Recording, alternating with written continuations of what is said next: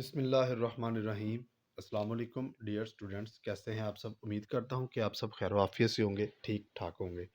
अल्लाह ताला आप तमाम स्टूडेंट्स को अपने हिफ्ज़ व अमान में रखे। डियर स्टूडेंट्स, आज जो हम टॉपिक स्टार्ट कर रहे हैं उस टॉपिक का नाम है जी जॉइंट स्टॉक कंपनीज। बेटा ये मोस्ट इम्पोर्टेंट टॉपिक है पेपर पॉइंट ऑफ व्यू से। अगर हम बात करें जॉइंट स्टॉक कंपनी की, तो बेटा जॉइंट स्टॉक कंपनी में से एक क्वेश्चन पेपर के अंदर लाजमी आता है।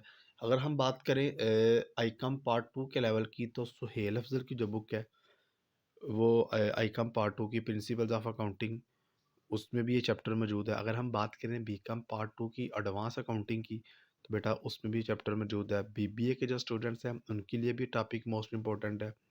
बीएस अकाउंटिंग एंड फाइनेंस और बीएस कॉमर्स के जो स्टूडेंट्स हैं उनके लिए भी टॉपिक जो है मोस्ट इम्पोर्टेंट टॉपिक है। बेटा हम अब अपना जो लेक्चर है उसको स्टार्ट कर रहे हैं। बेटा जॉइंट स्टॉक कंपनी को रीड करने से पहले आप तमाम स्टूडेंट्स को इस चीज़ का पता होना चाहिए कि जो बिज़नेस हैं कितनी तरह के होते हैं। बेटा हमने पढ़ा हुआ है कि जो पहला हम बिज़नेस पढ़ते हैं वो हमारे पास है सोल ट्रेडरशिप। कौन सा बिजनेस हमारे पास बेटा? Soul tradership. सोल ट्रेडरशिप को बेटा हम सिंगल ऑनरशिप का नाम भी देते हैं। सोल ट्रेडरशिप को हम सोल प्रोप्राइटरशिप का नाम भी देते हैं। और दूसरा जो बेटा हमने बिजनेस पढ़ा हुआ है उसका नाम है जी पार्टनरशिप।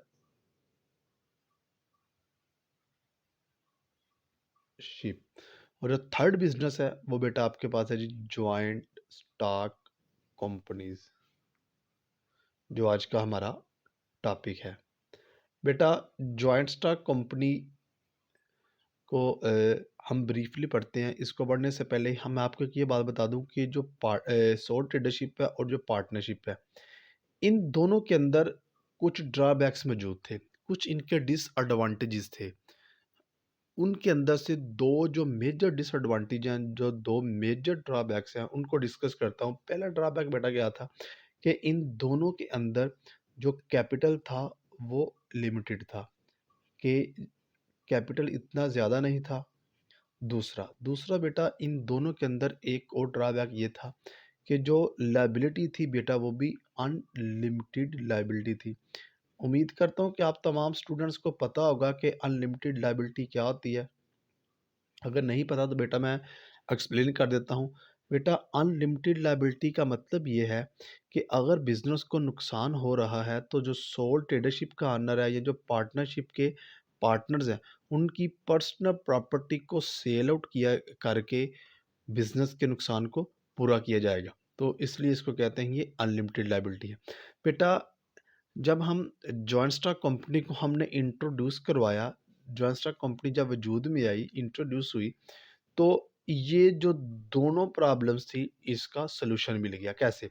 जो लिमिटेड कैपिटल था बेटा वो शिफ्ट हो गया ह्यूज फॉर्म ऑफ कैपिटल में, कि जो जॉइंट स्टॉक कंपनी है इसके अंदर कैपिटल बहुत ज़्यादा होता है। और जो अनलिमिटेड लाइबिलिटी थी बेटा ये शिफ्ट हो गई लिमिटेड लाइबिलिटी के अंदर। लिमिटेड लाइबिलिटी क्या होती है ये भी आप तमाम स्टूडेंट्स को पता होगा। लिमिटेड लाइबिलिटी क्या होती है कि जितना पैसा ऑनर ने या जितना पैसा इन्वेस्टर ने इन्वेस्ट किया हुआ है वो कंपनी के उतने नुकसान का ज़िम्मेदार है, इससे ज़्यादा के नुकसान का ज़िम्मेदार नहीं है। तो बेटा जिस तरह सोल ट्रेडरशिप और पार्टनरशिप बिजनेस जो काम करते हैं वो उनका सिर्फ एक ही मोटिव होता है, उनका सिर्फ एक ही ऑब्जेक्टिव होता है, उनका एक ही मकसद होता है। वो मकसद क्या होता है? प्रॉफिट अर्न करना। तो बेटा जो जॉइंट स्टॉक कंपनी है वो भी यही पर्पस लेके वजूद में आई, वो भी इसी ऑब्जेक्टिव के साथ आई कि उसने क्या करना है? प्रॉफिट अर्न करना है। अब ये प्रॉफिट कैसे कमाएगी? प्रॉफिट कमाएगी गुड्स एंड सर्विसेज को सेल करके। गुड्स एंड सर्विसेज को सेल करने के लिए क्या करेगी? या तो गुड्स को मैन्युफैक्चर करेगी या ये ट्रेडिंग कर सकती है कि बनी बनाई चीज़ें लेके उसको सेल कर दे। बेटा अब हमारा क्वेश्चन ये है कि अगर उसने गुड्स को मैन्युफैक्चर करना है या ट्रेडिंग करनी है तो उसके लिए आपको एक चीज़ चाहिए। वो चीज़ क्या है? आपको क्या चाहिए? कैश। हमारा क्वेश्चन ये है कि कैश कहाँ से आएगा? बेटा ये जो कैश है, कैश इसको प्रोवाइड करेंगे इसके ओनर्स। हम बात करते हैं कि ओनर्स, ओनर्स कौन होते हैं? बेटा सोल ट्रेडरशिप में तो अंडर हम कहते हैं मालिक को, पार्टनरशिप में जो पार्टनर्स हैं उनको भी हम अंडर कह सकते हैं। अब हम अगर जॉइंट स्टॉक कंपनी की बात, सॉरी, पार्टनरशिप में जो अनर्स होते हैं उनको हम पार्टनर्स कहते हैं। अगर हम बात करें जॉइंट स्टॉक कंपनी की, तो जॉइंट स्टॉक कंपनी के अंदर बेटा जो अनर्स होते हैं उनको हम क्या कहते हैं? उनको हम कहते हैं ये आपकी कंपनी के शेयर होल्डर्स होते हैं। अब अगर हम शेयर होल्डर्स को डिफाइन करें, तो बेटा जो शेयर होल्डर्स होते हैं उसकी डेफिनेशन हम कुछ इस तरह से लिखते हैं कि a person who buy share of the company that is called shareholder. कि ऐसा आदमी जो खरीदता है, क्या खरीदता है? शेयर खरीदता है किसके? कंपनी के। तो उसको हम क्या कहते हैं? शेयर होल्डर कहते हैं। बेटा इसको उर्दू में हम कहते हैं हिस्सादार। अब हम बात करते हैं कि शेयर क्या होता है। बेटा हम शेयर को डिस्कस करने लगे हैं कि व्हाट इज शेयर, शेयर का मतलब क्या है। बेटा इसको अगर हम सिंपली डिफाइन करें तो इसका मतलब है it is a part of total capital of the company. कि ये एक पार्ट है, एक हिस्सा है किस चीज का? कंपनी के कुल सरमाए का। कि शेयर क्या है? शेयर एक हिस्सा है, किस चीज का हिस्सा है? कंपनी के कुल सरमाए का। अब बेटा हमारा क्वेश्चन ये है कि ये जो शेयर है, ये शेयर्स किन लोगों को इशू किए जाते हैं? हमारा क्वेश्चन क्या है कि जो शेयर है, शेयर किन लोगों को इशू किए जाते हैं? तो बेटा जो ज्वाइंट स्टॉक कंपनी है वो शेयर इशू करती है, पहला हम जो पढ़ने लगे हैं वो शेयर इशू करती है जनरल पब्लिक को। दूसरे नंबर पे कंपनी जो है वो शेयर इशू करती है प्रमोटर्स को। कंपनी जो है शेयर इशू करती है डायरेक्टर्स को। ज्वाइंट स्टॉक कंपनी जो है वो शेयर इशू करती है वेंडर्स को। Joint stock company share issue करती है सप्लायर्स को। ज्वाइंट स्टॉक कंपनी जो है वो शेयर इशू करती है अंडर राइटर्स को। अब हम डिटेल से पढ़ेंगे ये सारे होते क्या हैं। जनरल पब्लिक क्या है, प्रमोटर्स क्या हैं, डायरेक्टर्स क्या हैं, अंडर राइटर्स क्या हैं, वेंडर क्या है, सप्लायर्स क्या हैं। बेटा इनको डिटेल से पढ़ने से पहले आपको एक चीज़ कन्फर्म कर दूं, अगर जनरल पब्लिक ने कंपनी के शेयर्स खरीदने हैं तो बेटा इनको एक एप्लीकेशन कंपनी के अंदर सबमिट करना पड़ेगी। क्या करवाना पड़ेगा? एक एप्लीकेशन कंपनी के अंदर सबमिट करवाना पड़ेगी। अब ये एप्लीकेशन मिलेगी कहाँ से? इसको हम इन तमाम को डिस्कस जब करेंगे, डिस्कस करने के बाद इसको हम डिस्कस करेंगे कि एप्लीकेशन कहाँ से मिलती है। बेटा जो जनरल पब्लिक है, जो आम आवाम है, उसको शेयर्स खरीदने के लिए एप्लीकेशन जमा करवाने की ज़रूरत पड़ती है। और जो promoters, directors, vendor, supplier, under writers हैं, इन तमाम को शेयर्स खरीदने के लिए एप्लीकेशन जमा करवाने की ज़रूरत नहीं होती, जिसे हम कहते हैं नो नीड ऑफ एप्लीकेशन। कि इनको शेयर्स खरीदने के लिए एप्लीकेशन जमा करवाने की ज़रूरत नहीं पड़ती। बेटा हमारा क्वेश्चन ये है कि इनको एप्लीकेशन जमा करवाने की ज़रूरत क्यों पड़ती है और इन तमाम को एप्लीकेशन जमा करवाने की ज़रूरत क्यों नहीं पड़ती?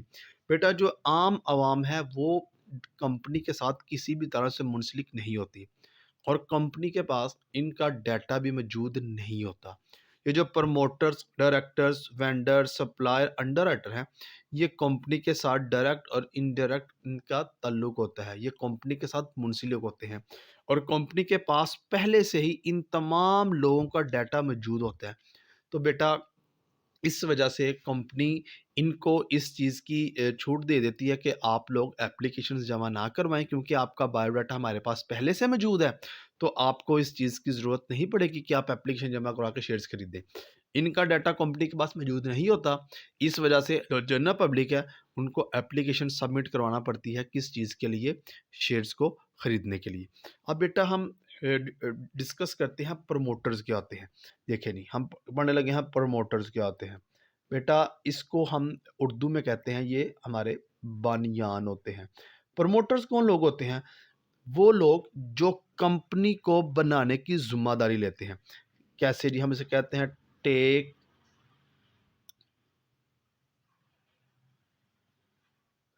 Take responsibility for the formation of company. यानी कि ये ऐसे लोग हैं जो कंपनी की फॉर्मेशन की ज़िम्मेदारी लेते हैं। जब कंपनी की फॉर्मेशन की ज़िम्मेदारी लेने का मतलब क्या है कि कंपनी को बनाना है, कंपनी को रजिस्टर्ड करवाना है, कंपनी का जो आयन है, जो कंपनी का क़वादा ज़वाबित है, जो कंपनी का पेशनामा है, उसको बनाकर रजिस्टर करवाना है। तो इनको हम क्या कहते हैं? ये हमारे बानियान होते हैं, जिसको हम प्रमोटर्स कहते हैं। बेटा डायरेक्टर्स क्या होते हैं? देखें, किसी भी काम को करने के लिए या किसी भी कंपनी को चलाने के लिए कुछ लोगों की ज़रूरत पड़ती है, और जो लोग कंपनी को चलाते हैं, जो लोग कंपनी को की देखभाल करते हैं, सारे कंपनी के मामलात को देखते हैं, बेटा उनको हम क्या कहते हैं? डायरेक्टर्स कहते हैं, जिसको हम नुज़्मा का नाम देते हैं, जिसे हम मुंतज़मीन भी कहते हैं। ये लोग कौन हैं?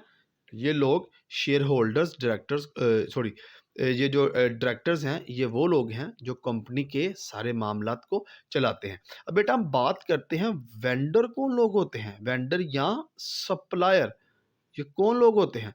बेटा ये लोग कंपनी को उधार चीज़ें देते हैं।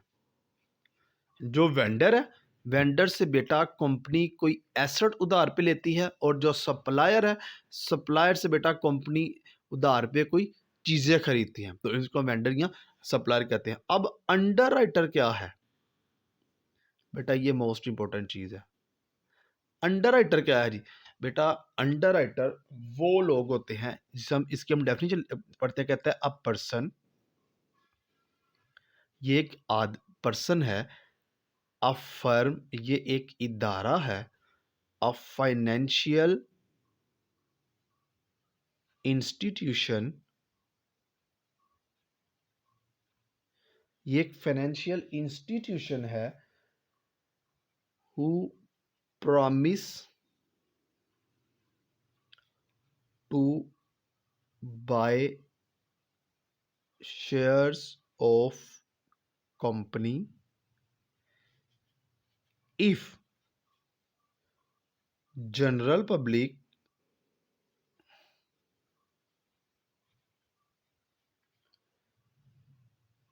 Are not purchase.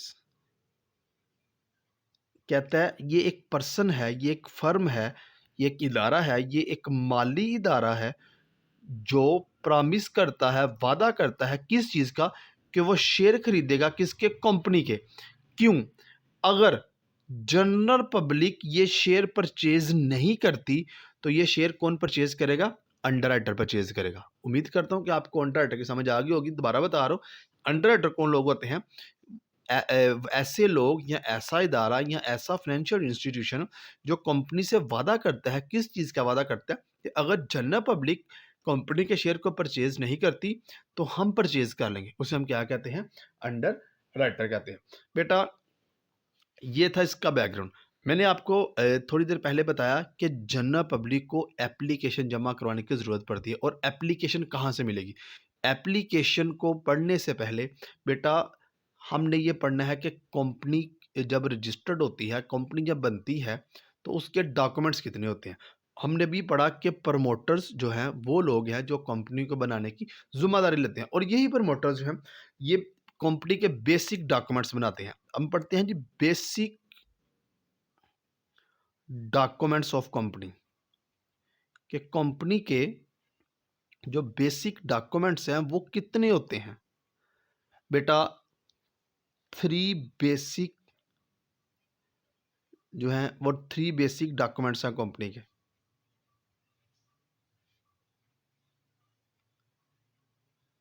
वो कौन-कौन से हैं?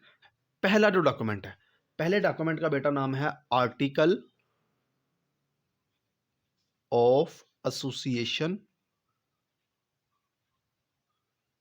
जिसको हम उर्दू में बेटा कहते हैं कंपनी का आइन। जिस तरह पाकिस्तान का आइन है, 1973 का आइन है, अच्छा जी, दूसरा हम पढ़ते जो कंपनी का बेसिक डॉक्यूमेंट है वो है मेमोरेंडम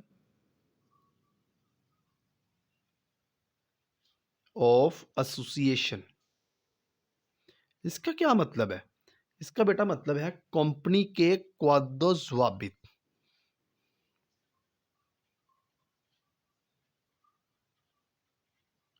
और जो तीसरा बेसिक डॉक्यूमेंट है बेटा, वो कंपनी का तीसरा बेसिक डॉक्यूमेंट है प्रॉस्पेक्टस।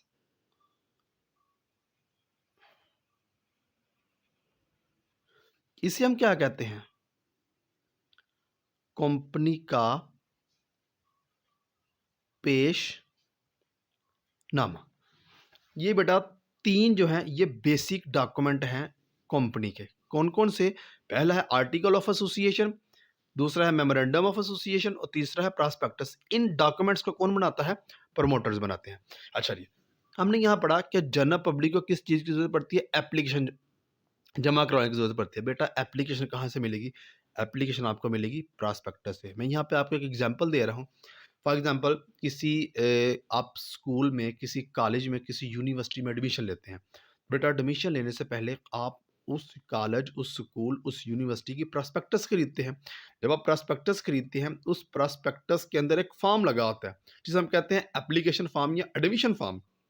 प्रॉस्पेक्टस क्या होती है? बेटा प्रॉस्पेक्टस के अंदर कंपनी का बायोडाटा लिखा होता है, कंपनी कब बनी, किसने बनाई, कंपनी के डायरेक्टर्स कितने हैं, कंपनी के मेंबर्स कितने हैं, कंपनी का प्रॉफिट क्या चल रहा है, कंपनी को कब कब प्रॉफिट हुआ, कंपनी को लॉस कब हुआ। ये सारे के सारे मामला इसके अंदर प्रॉस्पेक्ट के अंदर लिखे हुए हैं, सॉरी लिखे होते हैं। तो बेटा कंपनी क्या कहती है? कंपनी जनरल पब्लिक को कहती है कि आपने एप्लीकेशन जमा करवानी है। इस एप्लीकेशन को जमा करवाने के लिए आपको सबसे पहले क्या खरीदना पड़ेगा? प्रॉस्पेक्टस खरीदना पड़ेगी। आप इस प्रॉस्पेक्टस को खरीदें, खरीद के इसके लास्ट पेज पे एक फॉर्म लगा होगा, उस फॉर्म को आप निकाल लें, निकाल के उसको फिल करें। उसको फिल करेंगे, उसके ऊपर जो बायोडाटा आपका रिक्वायर्ड होगा, आपका नाम, आपके फादर नेम, CNIC, आपका एड्रेस, आपका सेल नंबर और कितनी आप इन्वेस्टमेंट करना चाहते हैं, कितने शेयर्स खरीदना चाहते हैं, तो वो आप उसकी रकम लिखें। तो रकम लिख के आपने बैंक के अंदर जमा करवा देनी है। किस बैंक? अब क्वेश्चन ये है कि कौन से बैंक में जमा करवानी है? बेटा उस बैंक में जमा करवानी है जिस बैंक को कंपनी ने नॉमिनेट किया होगा। कि फॉर एग्जांपल अगर हम पाकिस्तान की बात करें तो पाकिस्तान में MCB बैंक है, पाकिस्तान में अलाइड बैंक है, पाकिस्तान में UBL बैंक है, पाकिस्तान में अल्फला बैंक है, एटसेट्रा और भी बहुत ज़्यादा बैंक्स हैं। इनमें से कि फॉर एग्जांपल हम कहते हैं कंपनी ने बोला जी आपने अलाइड बैंक के अंदर जो है वो एप्लीकेशन जमा करवानी है। बेटा आप क्या करेंगे? बैंक के अंदर एप्लीकेशन को सबमिट करवा देंगे। जब बैंक के अंदर एप्लीकेशन सबमिट करवाएँगे तो जितनी इन्वेस्टमेंट करनी है साथ वो आप अमाउंट भी जमा करवाएँगे। तो फिर वो कंपनी आपको बताएगी कि जी आपको शेयर्स इश्यू करने हैं कि नहीं करने। बेटा ये था इसका बायोडाटा। अब हम इसकी जर्नल एंट्रीज पढ़ने लगे हैं कि जब आप एप्लीकेशन सबमिट करवाते हैं तो क्या एंट्री पास होती है। सबसे पहले बेटा हम एंट्री पढ़ते हैं। नंबर 1 पे जो हमारे पास एंट्री आएगी, when application received with money, यानी कि आपने एप्लीकेशन सब रिसीव की है, आपका मतलब है कंपनी ने एप्लीकेशन रिसीव की है, साथ पैसे भी वसूल किए हैं। तो बेटा जब कंपनी एप्लीकेशन वसूल करेगी यानी कि बैंक के अंदर जो शेयर होल्डर, जिन लोगों ने, आम आवाम ने शेयर्स खरीदने हैं, वो एप्लीकेशन जमा करवाएंगे तो साथ पैसे भी जमा करवाएंगे। तो एंट्री क्या पास होगी? Bank account debit. क्यों? ये भी बताता हूँ। और दूसरा, शेयर एप्लीकेशन अकाउंट क्रेडिट। अब ये डेबिट क्यों है और ये क्रेडिट क्यों है? बेटा देखें, जब आम आवाम, जनरल पब्लिक कंपनी के बैंक में पैसे जमा करवाएगी तो जो कंपनी का एसेट है बैंक, उसमें क्या हो जाएगा? इजाफा। तो एसेट में इजाफा हो तो हम क्या करते हैं? डेबिट।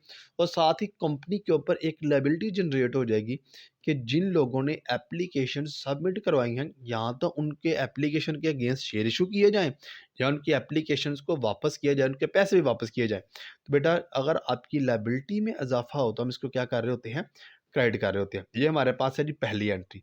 अब दूसरी एंट्री पढ़ते हैं। जब कंपनी के पास पैसे आ गए, अब कंपनी के पास एप्लीकेशन भी आई हैं, कंपनी ने उन एप्लीकेशन के अगेंस्ट शेयर इशू करने हैं। दूसरी एंट्री क्या है, शेयर्स वर इशूड या अलॉटेड। जब कंपनी शेयर्स इशू करेगी या अलॉट करेगी तो क्या एंट्री पास होगी।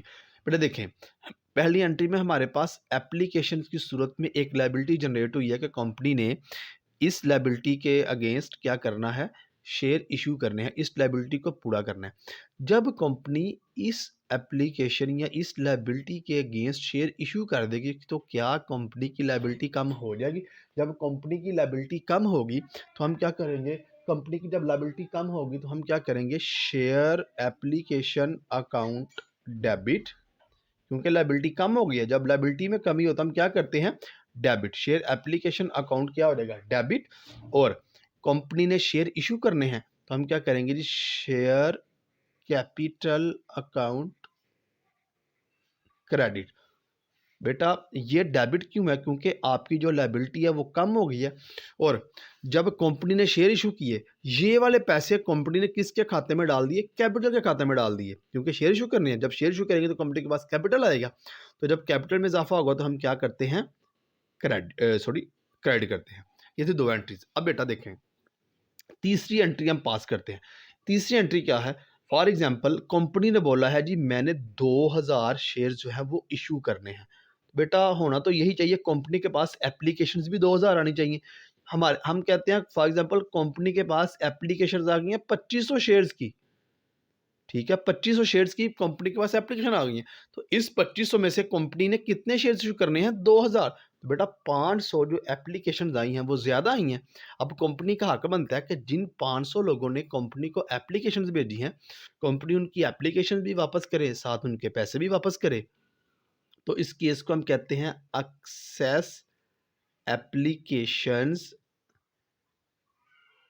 वर रिफंडेड,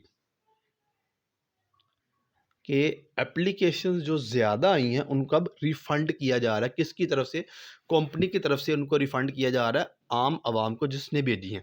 तो बेटा जब आपने आम आवाम ने एप्लीकेशंस जमा करवाए, साथ पैसे जमा करवाए, तो कंपनी के बैंक में क्या हुआ था, इजाफा, और कंपनी के ऊपर एक लायबिलिटी जनरेट हो गई थी।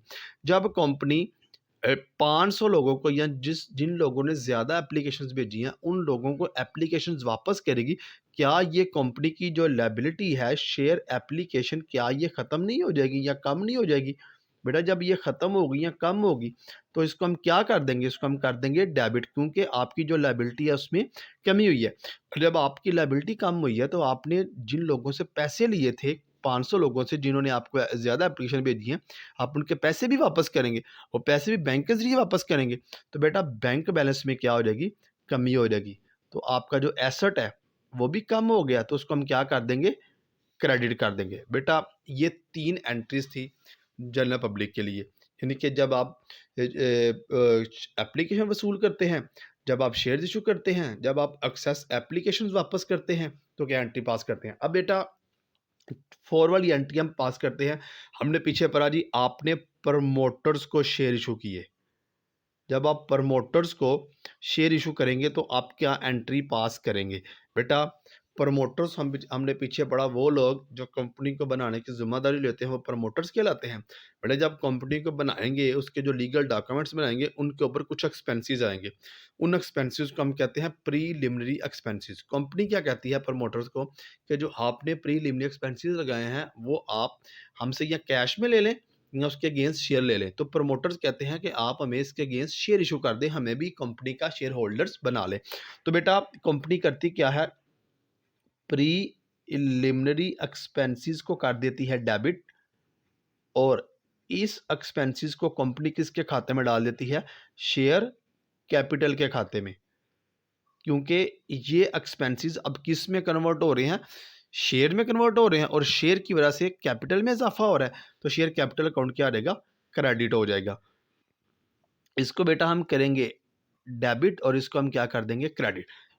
5th वाली एंट्री बेटा हम देखते हैं, 5वीं एंट्री, अगर कंपनी डायरेक्टर्स, कंपनी मैनेजर्स या कंपनी अंडर राइटर्स को शेयर इशू करती है तो क्या एंट्री पास करती है। बेटा इन तीनों को जब कंपनी शेयर इशू करेगी तो एक ही एंट्री पास होगी। वो एंट्री क्या पास होगी? बैंक अकाउंट डेबिट और share capital account credit. Bank account क्यों डेबिट होगा? बेटा बैंक अकाउंट इसलिए डेबिट होगा कि जो डायरेक्टर्स, मैनेजर्स या अंडर राइटर हैं, इनको एप्लीकेशन जमा करवाने की ज़रूरत नहीं पड़ती। तो ये लोग क्या करते हैं, कंपनी को कहती है कि आप डायरेक्ट हमारे बैंक में पैसे जमा करवा दें, तो हम आपको शेयर इशू कर देंगे। जब वो बैंक में पैसे जमा करवाएंगे, कंपनी के बैंक बैलेंस में इजाफा होगा और साथ ही कैपिटल में इजाफा होगा।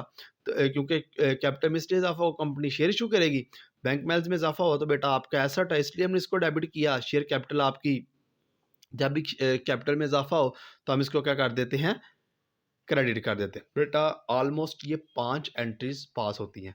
बाकी हमारी 2 एंट्रीज रहती हैं। एक हमारी डिस्काउंट की एंट्री रहती है और एक हमारी प्रीमियम की एंट्री रहती है। वो इंशाल्लाह जब हम क्वेश्चन करेंगे उसमें आपको साथ समझा दिया जाएगा। उम्मीद करता हूँ कि आप तमाम स्टूडेंट्स को इसकी बड़े अच्छे से समझ आ गई होगी।